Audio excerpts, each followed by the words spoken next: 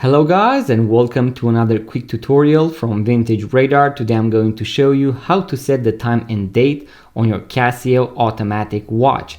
This is going to be the Casio Edifice, the first ever automatic mechanical watch made by Casio, but this tutorial is going to apply to other watch brands and most likely future models as well. As you can see, we have a date complication here at 6 o'clock. Sometimes it can also be at 3 o'clock, and you can also have a day-date complication, meaning you can both have the day of the week and the day of the month. In our case, we only have the date complication. Now, what you want to do when setting the time and date on mechanical watches, either manual winding mechanical watches or automatic watches, is to set the time at 6:30. And we do that because your watch is going to change the date between 9 and 12 or 12 and 3 o'clock. As you can see right now, the watch has started to engage. So the date wheel has started to engage between 9 and 12 o'clock, and it is going to fully change at 12 o'clock. And sometimes if you have the day-date complication, the day of the week is going to change between 12 and 3 o'clock or between 12 and 5 o'clock. So in order to protect the date wheel, because you do not want to change the date while the date is engaged, we are going to set the time at 6:30, just like that. Now I'm going to set it a little bit to the left in order for us to actually see the date. And now I'm going to push the crown all the way back in and pull it to the first position. This is where we can actually set the date. And if you rotate it in a counterclockwise direction, it is going to change the date. As you can see, the first, the second, the third, and so on. Now, something really important when it comes to setting the time and date is that first you want to set the date and then the time.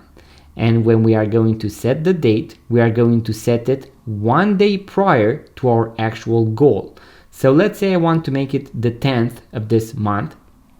I'm going to make it the 9th, and then I'm going to pull the crown to the last position and go with the watch hands in a clockwise direction until the date changes, so that I arrive on my desired date, and I'm going to be AM.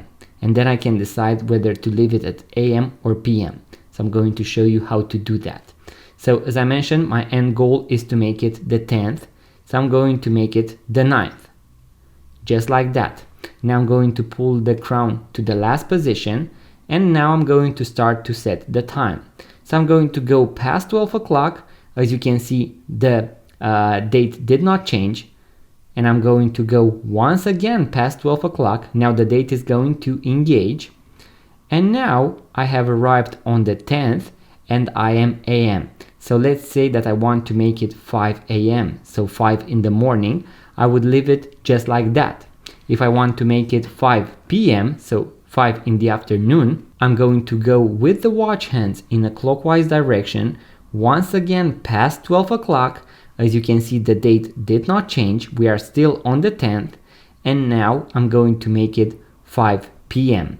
I'm pretty sure that a lot of you usually have an issue with the fact that the watch does not change the date after midnight, and you are going to wake up and you are going to see the date 1 day prior or maybe 1 day later. And that is what you need to do in order to make sure that you are either AM or PM. Once you have correctly set the time, you can push the crown all the way back in and you are done. You can give it a quick shake since this is an automatic watch, and the watch is going to start and you are good to go.